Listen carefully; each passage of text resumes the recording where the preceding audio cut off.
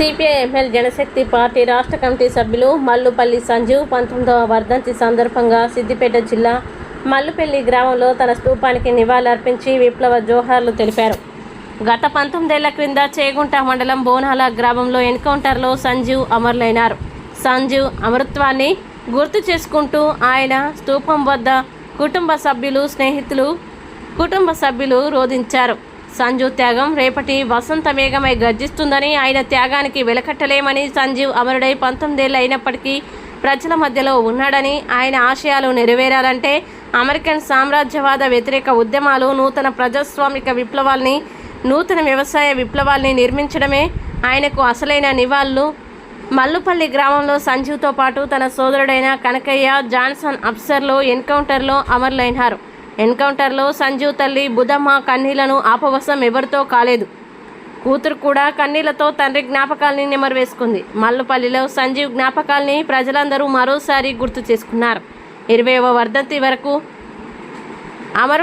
అమరవీరులైన Sanjeev, Johnson, Kanakaiah అఫ్సర్ల స్తూపం నిర్మాణానికై సలహా committee వేశారు. ప్రజలందరూ సంజీవ్ స్తూప నిర్మాణానికి కంకణబద్దులు కావాలని అమరవీరుల బంధుమిత్రులు కోరారు. ఏ పువ్వులెప్పుడు రాలును, ఏ గుండె చప్పుడులు ఆగును, రాలిన పువ్వుల దండలం తల్లి నీ గుండెలోని గువ్వలం, కష్టాలు మంటై కాలినా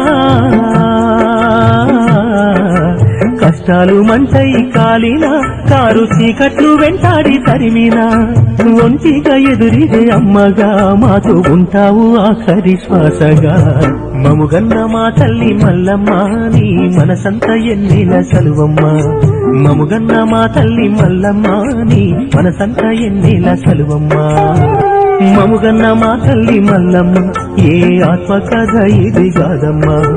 కన్నీటి సంద్రాలు పొంగిన ప్రతి తల్లి గుండె కూత ఇది అమ్మా. కన్న తల్లి మన్నించవి, నీ కష్టాలకు మన్నించవి, లోకానికై మన్నించవి, నీ శోకానికి మన్నించవి.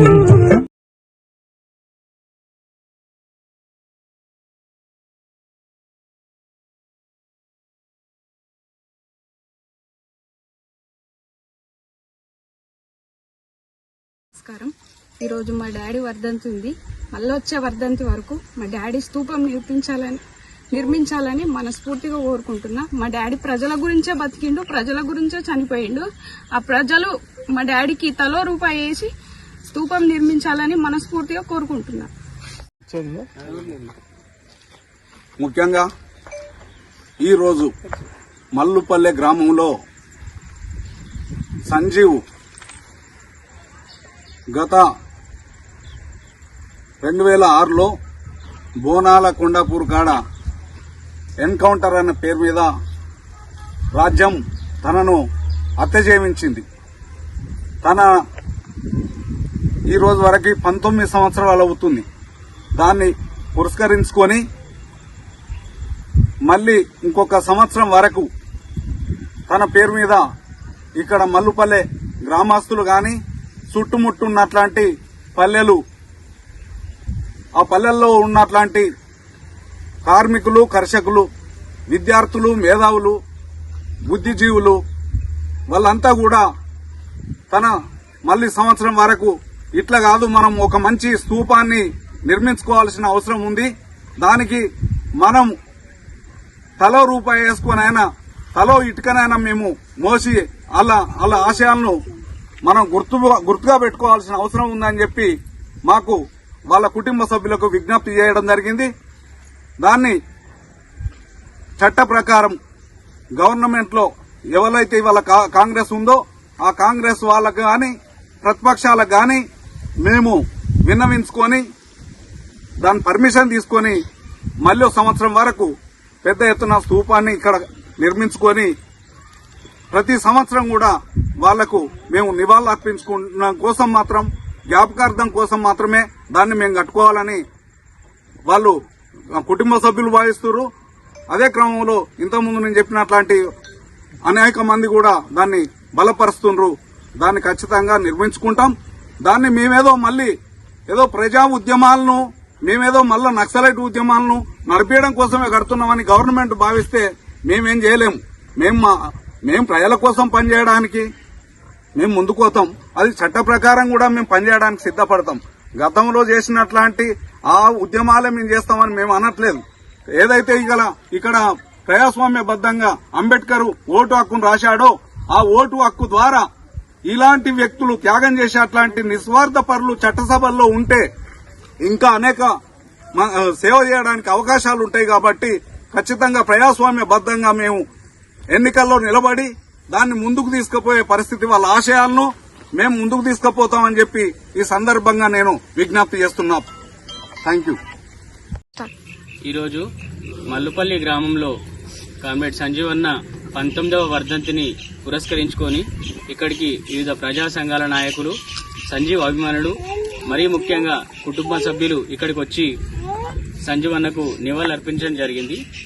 ముఖ్యమైన విషయం ఏమిటంటే సంజీవన్న పీడిత తాడిత ప్రజల కోసం తన యావత్ ఆస్తిని, తన యావత్తు యుక్తిని, తన శరీరాన్ని కూడా పేద ప్రజల కోసం అర్పిస్తానని గతంలో చెప్పి నేను నా చివరి శ్వాస వరకు ప్రజల కోసమే బతుకుతానని చెప్పి తను నిస్వార్థంగా ప్రజల కోసమే బతికి చిన్న రిమార్కు రాకుండా ప్రజల కోసం చనిపోయిన వ్యక్తి కామ్రేడ్ సంజీవన్న.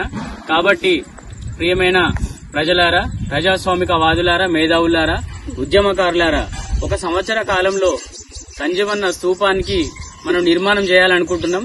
కాబట్టి మీరే ప్రజలుగా, మీరే దాతలుగా ఈ ప్రజాస్వామ్యంలో మీరు సంజీవన్న స్తూపానికి కేవలం ప్రజలుగానే మీరు దాతలుగా కావాలి.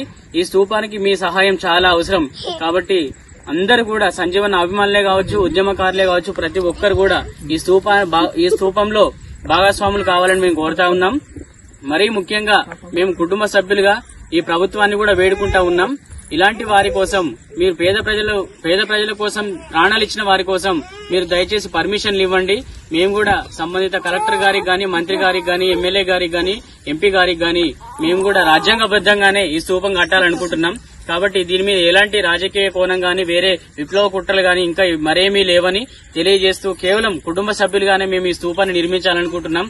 ఆయన రాష్ట్రంలో ఒక రాష్ట్ర క్యాడర్ గా బతికిన వ్యక్తి కాబట్టి, చిన్న మచ్చ లేకుండా తను ప్రజల కోసం బతికిండు కాబట్టి ఈ సంజీవన్న స్తూపం నిర్మాణం ఈ ప్రజలకు, ప్రజాస్వామికవాదులకు ఇది చాలా అవసరమని కూడా తెలియజేస్తూ ఈ మల్లుపల్లి గ్రామంలో సంజీవన్న మాత్రమే కాదు, ఇక్కడ ఇంకా మిగతా 4-5 అమరులు ఉన్నారు. వాళ్ళందరి జ్ఞాపకార్థంగానే ఈ స్తూపం నిర్మించుకుంటాం. ఈ స్తూపం పూర్తిగా ప్రజలకు అంకితం చేస్తాం, మల్లుపల్లి గ్రామ ప్రజలకు అంకితం చేస్తామని తెలియజేస్తూ ముగిస్తూ జోహార్ కామ్రేడ్ సంజీవన్న కొనసాగిస్తాం.